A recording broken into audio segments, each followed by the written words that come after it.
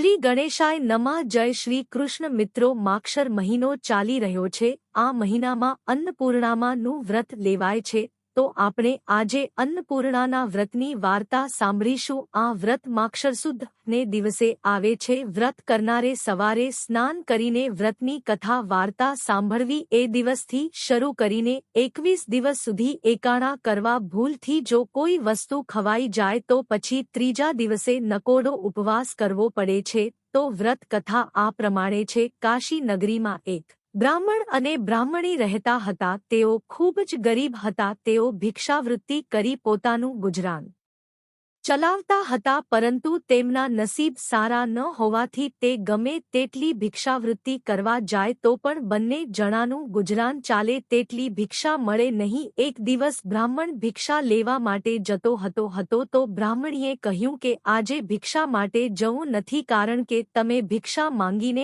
આવો છો છતાં પણ આપણું ગુજરાન ચાલતું નથી। માટે કોઈ પ્રભુ કે કોઈ દેવી ઉપર શ્રદ્ધા રાખો અને તેની સેવા પૂજા કરો તો આપણા પર પ્રભુ કૃપા કરશે। તો તમારા સામે પ્રભુ કે માતાજી જરૂર જોશે અને આપણા નસીબ આડેથી પાંદડું ખસી જશે। બ્રાહ્મણને આ વાત સાચી લાગી, તેથી તેની બાજુમાં તે રહેતો હતો તેના ઘરની બાજુમાં અન્નપૂર્ણા માનું મંદિર હતું। તો તે બ્રાહ્મણ ત્યાં જઈ તેમની એક ચિતેમાં અન્નપૂર્ણાની પ્રાર્થના કરવા લાગ્યો। આમ કરતા કરતા ભૂખ્યા પેટે તેને મંદિરમાં 3 દિવસ થઈ ગયા। 3 દિવસે બ્રાહ્મણને માતા અન્નપૂર્ણા પ્રસન્ન થયા અને કહે છે કે તું મારું વ્રત શ્રદ્ધાપૂર્વક કરજે, તારું દુઃખ જરૂર દૂર થશે। ત્યારે બ્રાહ્મણને કહ્યું કે માતાજી તમારું વ્રત કેવી રીતે થાય તેની મને વિધિ કહો। ત્યારે માતાજીએ કહ્યું કે અહીંથી થોડે દૂર પૂર્વમાં એક સરોવર છે, ત્યાં ઘણી બધી બહેનો વ્રત કરતી હશે, તે તને તેની વિધિ જરૂર કહેશે। આ સાંભળી બ્રાહ્મણ માતાજીને પગે લાગી ઘરે આવ્યો અને બ્રાહ્મણીને બધી જ વાત કરી। તેને બ્રાહ્મણીએ ખુશ થઈ વ્રત કરવાની રજા આપી। પછી બ્રાહ્મણ તો પૂર્વ દિશામાં ચાલતો થયો ચાલ્યો જાય છે।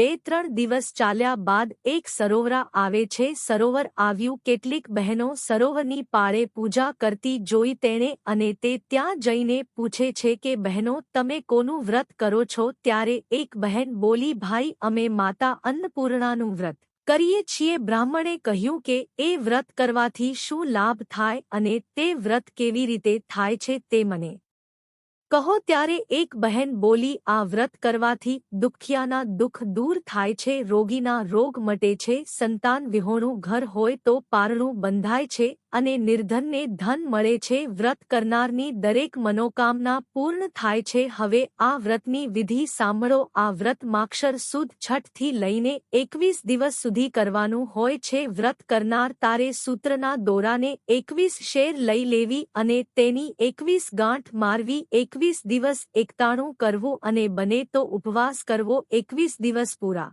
થતાં વ્રતનું ઉજવણું કરવાનું અને યથાશક્તિ પુણ્યદાન કરવું। આ વ્રત દરેક સ્ત્રી પુરુષ કરે છે। તમે પણ માનો દોરો લઈને અન્નપૂર્ણા માનો જાપ જપતા જપતા માનું વ્રત કરો, તમારી બધી જ ઈચ્છા મનોકામના કામના માતાજી પૂરી કરશે। બ્રાહ્મણ તો ઘેર આવી વ્રતની વિધિ કરી વ્રત કરવા માંડ્યો અને વ્રતના પ્રથમ દિવસે જ બંને પતિ પત્ની આનંદથી બહાર વાતો કરતા કરતા બેઠા હતા। ત્યારે એકાએક પોતાના રહેવાનું ઘર પડ્યું, પરંતુ આમાં માની જરૂર કોઈ ઈચ્છા હશે તેમ માની બંને પતિ પત્નીએ ઘરનો કાટમાળો દૂર કરવા માંડ્યા। તો સોનામોહરથી ભરેલું એક ચરુ મળ્યું। એમાંથી 2-4 સોનામોહર વેચતા તેમાંથી ઘણા પૈસા આવ્યા। તેમાંથી બંને પતિ પત્નીએ નવું સરસ મકાન લઈ લીધું અને એમાં મજાથી રહેવા લાગ્યા। એક દિવસ બ્રાહ્મણીએ પોતાના પતિને કહ્યું કે માતાજીએ તમને ઘણું જ ધન આપ્યું છે, તો ધનના વાપરનારની ખોટ છે, તમે મારું કહ્યું માનો અને તમે બીજી પત્ની લાવો। ત્યારે બ્રાહ્મણે ના પાડી। ત્યારે બ્રાહ્મણી કહે છે કે તમને લાગે છે કે જો તમે બીજી પત્ની લાવશો તો મને દુઃખ પડશે, તો તમે એક બીજું મકાન લઈ આપો અને કાયમ માટેની ખોરાકી બાંધી દો, તેથી તમને મારી ચિંતા નહીં રહે। આમ ઘણી સમજાવટના અંતે તે બીજી પત્ની લાવ્યો। બ્રાહ્મણ તેની જૂની પત્ની નવા મકાનમાં રહેવા લાગી અને જૂના મકાનમાં નવી પત્ની અને તેનો પતિ રહેવા લાગ્યો એવામાં આવ્યા માક્ષર માસ. આ માક્ષર માસ આવ્યો. માક્ષર માસ આવતા બ્રાહ્મણને અન્નપૂર્ણામાનું વ્રત કરવા દિવસ આવ્યા. અન્નપૂર્ણામાના વ્રત કરવાના દિવસો આવ્યા. તે જૂની પત્નીના ઘેર ગયો અને પતિ પત્નીએ સાથે અન્નપૂર્ણામાનો દોરો લીધો અને વ્રત કરવા લાગ્યા. આ વાત નવી પત્નીને ન ગમવાથી પોતાનો પતિ રાત્રે નિંદ્રાધીન હતો ત્યારે તેના ગળામાં બાંધેલો માતાજીનો દોરો તેણે તોડી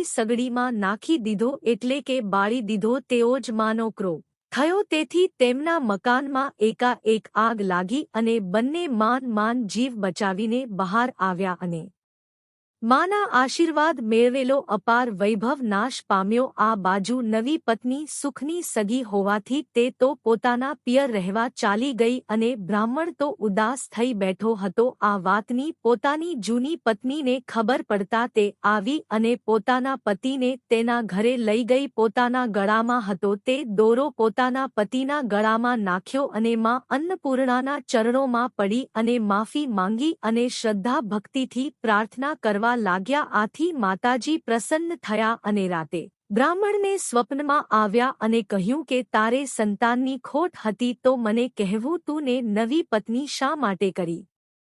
જા, હું તારી ઉપર પ્રસન્ન થઈ છું અને 9 માસ પછી તારી જૂની પત્નીને પેટે પુત્ર થશે અને તારા મુખે સરસ્વતીએ મંત્ર લખ્યો છે તેથી તારી ખ્યાતિ પણ દેશ પરદેશ વધશે. હવે બીજી વાર ભૂલ ન કરતો. આ બાજુ રમતા રમતા 9 માસ પૂરા થઈ ગયા અને જૂનીને પુત્ર જન્મ જન્મ્યો. પુત્ર જન્મની પ્રાપ્તિ થઈ અને હવે સુખ શાંતિથી રહેવા લાગ્યા. આ વાતની નવીને ખબર પડતા તે કે તારે સંતાનની ખોટ હતી તો મને કહેવું તું ને નવી પત્ની શા માટે કરી જાઉં? તારી ઉપર પ્રસન્ન થઈ છું અને 9 માસ પછી તારી જૂની પત્નીને પેટે પુત્ર થશે અને તારા મુખે સરસ્વતીએ મંત્ર લખ્યો છે તેથી તારી ખ્યાતિ પણ દેશ પરદેશ વધશે. હવે બીજી વાર ભૂલ ન કરતો. આ બાજુ રમતા રમતા 9 માસ પૂરા થઈ ગયા અને જૂનીને પુત્ર જન્મ જન્મ્યો. પુત્ર જન્મની પ્રાપ્તિ થઈ અને હવે સુખ શાંતિથી રહેવા લાગ્યા. આ વાતની નવીને ખબર પડતા તે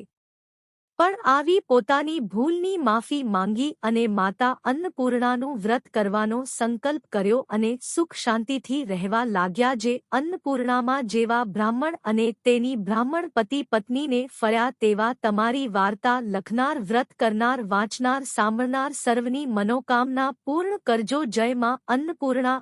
જો મિત્રો વાર્તા સારી લાગે તો શેર કરજો, લાઈક કરજો અને મારી ચેનલને સબસ્ક્રાઇબ જરૂર કરજો. જય શ્રી કૃષ્ણ. રાધે રાધે.